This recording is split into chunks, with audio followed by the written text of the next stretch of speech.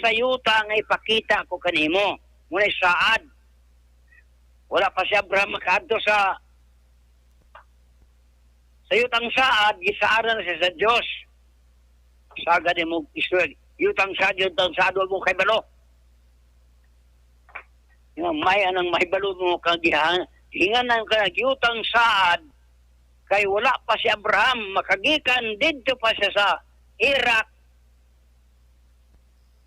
Isulti ng Diyos, umadto ka sa yuta nga akong ipakita kanimo gisaaran si Abraham o nang hinganlan ni Abraham yutang saad. O kadto ang puloy-anan sa Diyos dito sa Jerusalem. Kay dito makagistorya ang Diyos diya sa bato nga nabuak nagibundak ni Moses nagisulod sa kaban nagiyayong-yayungan sa mga Libitihanon. Dito makagistorya ang Diyos sa sulod sa kaban. Mao nga ang Diyos nagpuyo na yon dito sa yutang saad. Unya kay gibalin man sa Diyos. Ngayon man Diyos, wala bagid ka mo makakaibulos sa kasulatan nga ang maong bato nga sa mga magtutugod sa likway nimong ulang bato sa pamaghang buhat kini sa Ginoo sa ato mga mata makapahibulong gayod. Busa sultihan ko kamo ang gingharian sa Diyos pagkakuwaon gikan kaninyo o gigahatag ngadto sa usa ka nasod nga magkapamunga sa mga bunga ni ini. Wala biya nga ang Diyos maingon. Nakuwaon ako ang gingharian sa Jerusalem o akong ibutang dito sa Paradise 7. Mabot-bot na, binot-bot. Kung buto mo na, may impirno ka mo.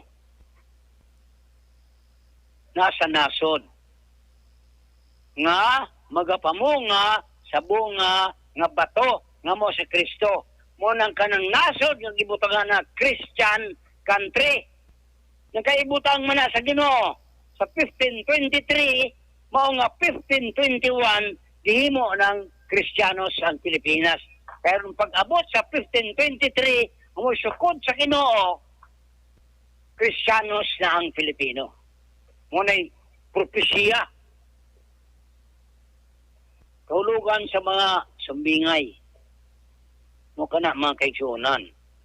Mga walay nakakaplag sa gingaran sa Diyos. Ako ra. Tungod kay ako may nakakaplag sa gingharian sa Diyos na idugang man ang mga butang, idugang sa gingharian. Mao nga gidugangan ako yan ang usa ka deuterium. Nga ako unta ang tag-iya. Yan ang deuterium karon. Kay wa naman si eskusa. Ako lang ang tag-iya sa tibok na Pilipinas anang deuterium. Ngan kay dili man na mahimo nga ako raw sara.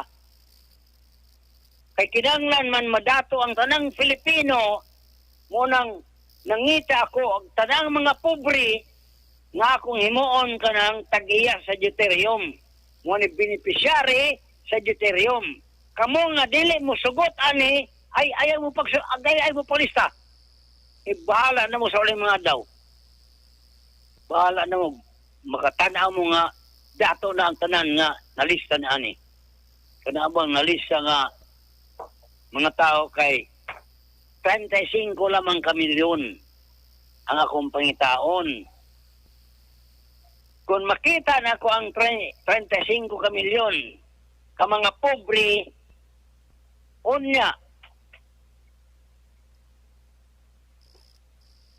sa 2022, mula na itag-iya sa deuterium.